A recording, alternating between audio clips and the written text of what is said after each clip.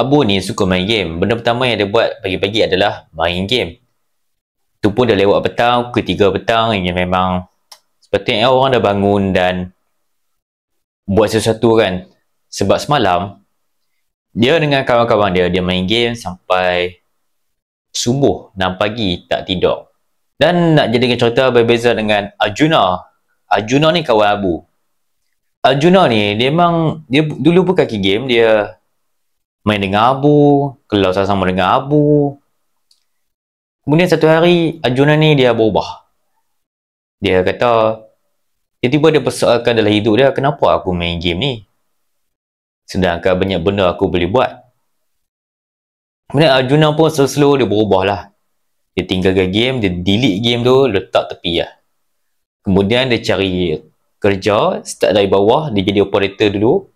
Kemudian lama-lama dia naik pangkat, dia lompat company.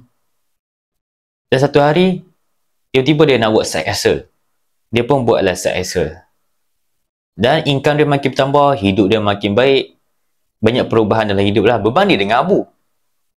Tiba-tiba Abu ni nak jealous. Kenapa Abu jealous pula kan? Sedangkan tu silap dia sendiri. Sedangkan Arjuna dah pesan banyak kali tinggalkan game tu. Tapi dia tak dengar. Dia masih selesa dengan hidup yang macam tu. So jangan jadi macam Abu. So ni beberapa perkara yang aku buat dalam hidup, di mana cara aku tinggalkan game. Aku pun pernah jadi macam Abu. Dan sekarang aku dah stop lah main game, jadi macam Arjuna. So langkah pertama yang aku buat, aku detect dulu kenapa aku main game sebenarnya. Kenapa aku main game? Nak lari dari stres kerja ke, saja nak main game ke, bosan ke, ataupun aku tak tahu nak buat apa. Atau habit dari kecil aku memang dibesarkan dengan dunia konsol. Aku start dengan PS1, PS2, PSP, tu zaman game kan. So aku pun addicted juga. Tu first kali aku detect kenapa aku main game kan. Kemudian aku delete game. Aku delete game pada satu hari tu. Aku fikir aku delete game, semua game dalam phone, dalam laptop, supaya tak ada temptation. So yang ketiga, aku gantikan masa game tu dengan benda yang berfaedah sikit lah. Rasa yang macam puas. Aku pergi senaman ke, aku pergi keluar jalan-jalan ke, belajar benda baru ke. Benda tu yang aku buat.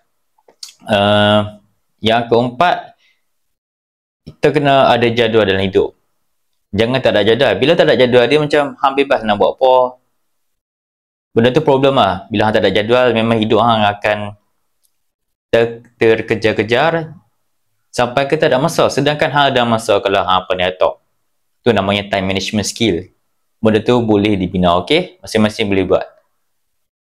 Tu bila mana hang terasa nak main tu, hang kena fikir asal. Maksud aku kena, aku rasa nak main game, betul hang kena fikir. Kalau aku main game ni, terlajak masa kan, habis masa aku. Hang fikir, bila mana hang fikir rugi, bila mana hang fikir rugi, memang hang takkan buat. Tu antara trik dia.